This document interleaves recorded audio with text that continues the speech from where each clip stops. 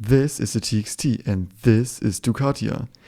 Yes, that's right, I finally found a name that's better than TxTs Treasury. But that's not the only thing that changed last year. Let's dive in. I think the first thing that's immediately obvious is just the different color scheme.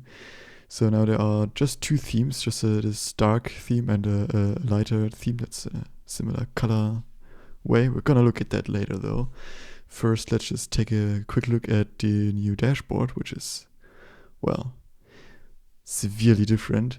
First thing, of course, is that there's a new type of chart. It's just a table, and we can also just look at different charts in a larger view, or we can also just edit them right here. Change like the title and stuff like that. We can change how many items we wanna see at most. Right, just maybe one, maybe two, or maybe three, or maybe 10. Another cool thing that I essentially just got for free for doing a lot of rewriting on the backend side of the charts is that now I can, with the same code on the backend, just have different chart types right here in the front. So I can look at it in a table, I can look at it in a pie chart or in a line chart.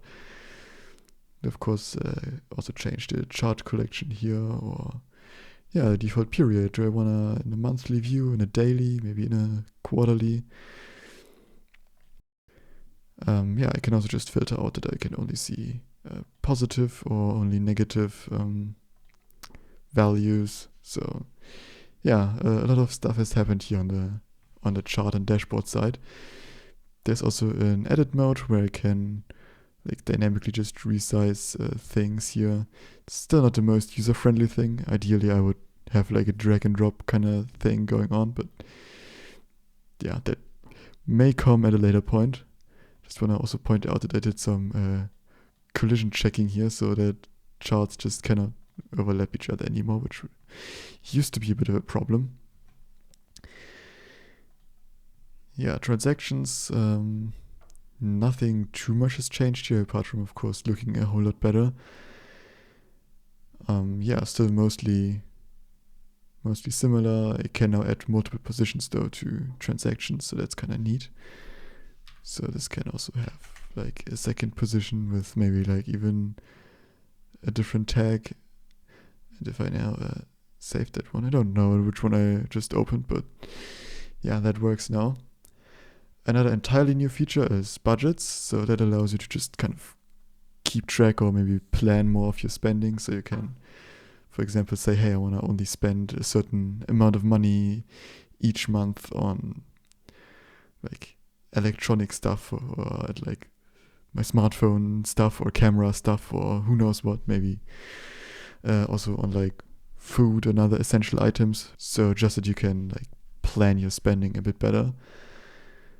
We can just also open one of these up, and then you can also just see some statistics on that. Not much here now to see because there aren't any transactions that match this particular budget, but with this one there's a few transactions here matching that budget, and we can get some stats on how the budget was used in the current and previous periods, and also some history.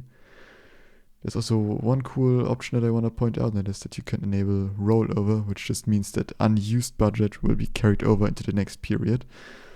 So for example, with that you can have a budget that only matches stuff from the smartphone category, and you can say, hey, I want to have a monthly maximum spend of say 50 euros on smartphones. But of course, you're not gonna buy a new smartphone every month. But so that unused budget just accumulates over time, and then after 2 years or so, you have enough budget basically to just buy a new phone with, or something like that. Of course, there are many ways you can use that. But I just wanted to keep that as general as possible, basically.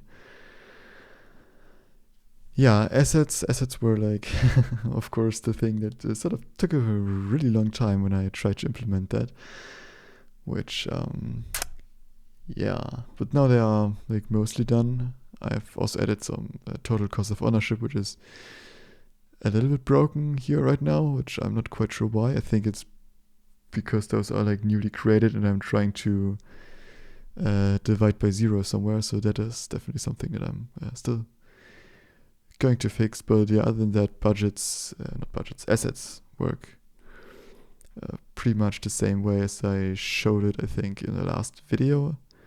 I think.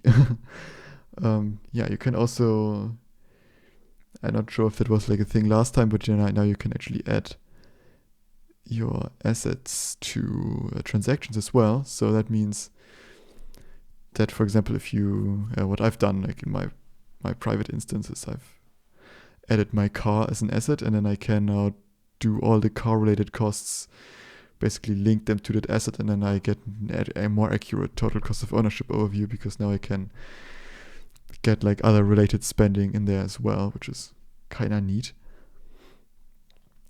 Yeah, and then there are just accounts and recipients and tags and currencies, and that's mostly the same as it was last year. Of course, there's been a ton of changes behind the scenes, which, for example, now allows you to add more currencies that are like custom defined. So you could, like, I don't know, add crypto, or if you live in some weird country that doesn't use the euro or US dollar, you can add those now as well.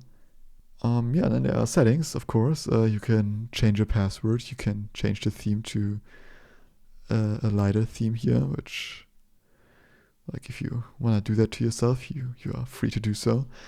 And there's also a little batch import for transactions. So you can just import like a CSV file that's formatted in the right way. It's not quite ideal yet. I wanna like build the import feature out quite a bit more, maybe even allow for things like importing a PDF and then reading values out of that.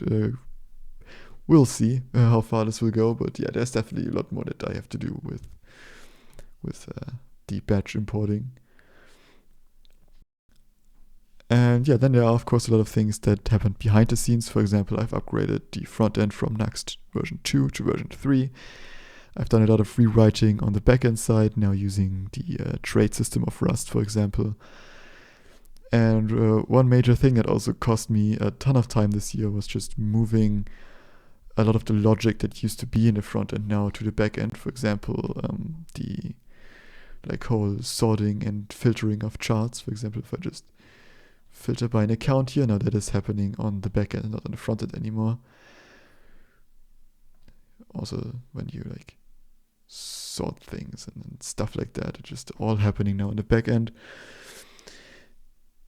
That, of course, makes things maybe a little bit slower, but that also still has the huge advantage that I don't have to now load like 20,000 transactions in this case here on the front end. Yeah, like I had, I think, around 2,000 or so when everything was done in the front end, and then it already started to kind of lag a little bit. It certainly wasn't happy about it. And so, yeah, moving that all that stuff to the back end and only loading the data that is actually used in the front end, that was a huge performance gain, definitely. But that's kind of it with all the important changes last year. So let's get back in front of the camera. That's it for 2023, but I can't wait to see how far this project will get in 2024. See you, hopefully soon.